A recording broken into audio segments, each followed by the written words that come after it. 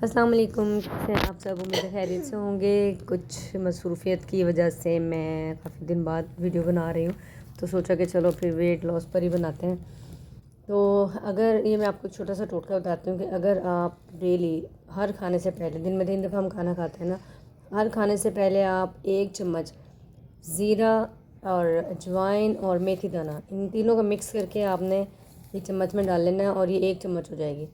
हर खाने से पहले आप इसको लें, ये बहुत तेज़ी से हमारा वेट गेन करेगा। मैंने भी स्टार्ट कर लिया है और आप लोग भी स्टार्ट कर लें, और इंशाल्लाह हम इसका जो रिज़ल्ट है वो इस वीडियो के कमेंट्स में ही महीने बाद शेयर करेंगे इंशाल्लाह।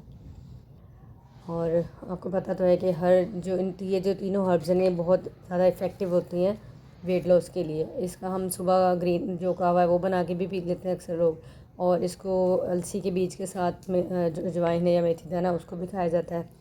नीम गर्म पानी के साथ आपने इसको लेना है। और ये आपके जो हमारे जो पेट के बाकी अमराज हैं जिसमें कॉन्स्टिपेशन आ जाती है, इसके अलावा पेट में जो गैस होता है या स्टमक में जो भी इश्यूज़ हैं उनको भी ये रिज़ॉल्व करता है।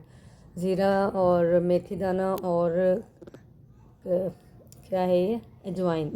अच्छा जी, नेक्स्ट मैं बताती हूँ आपको कि हम जो गंदम की रोटी खाते हैं ना उससे भी हमारा वेट गेन होता है। तो एक और आपको मैं एक रेसिपी बताऊँ, बड़ी ही मज़ेदार सी है कि आपने 1 कप बेसन लेना है, 1 कप आपने आटा लेना है गंदम का, जो हम रेगुलर आटा यूज़ करते हैं। उसके अंदर आपने अपने टेस्ट के हिसाब से नमक और हल्दी और कुटी हुई मिर्च, और उसके बाद आपने 1 चम्मच इसमें अजवाइन मिलाना है, बेशक आधा चम्मच कर लें।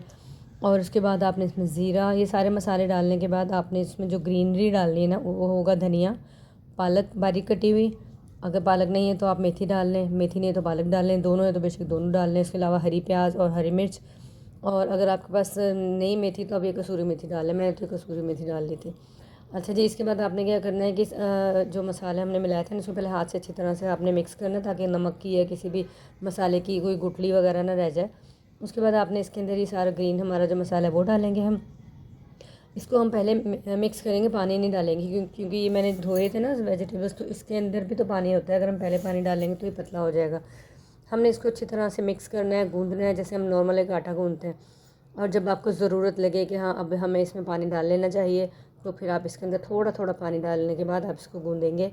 गूंदने के बाद आप इसको थोड़ी देर के लिए रेस्ट देंगे, और इसकी आपने रोटी बनानी है और ये आप अपने लंच में, डिनर या ब्रेकफास्ट में, दोनों में ये जो है अपना यूज़ कर सकते हैं। ये देखिए ये आटा मैंने बना लिया है, गूंद लिया है, और इसको अब हम थोड़ी देर के लिए रेस्ट देंगे।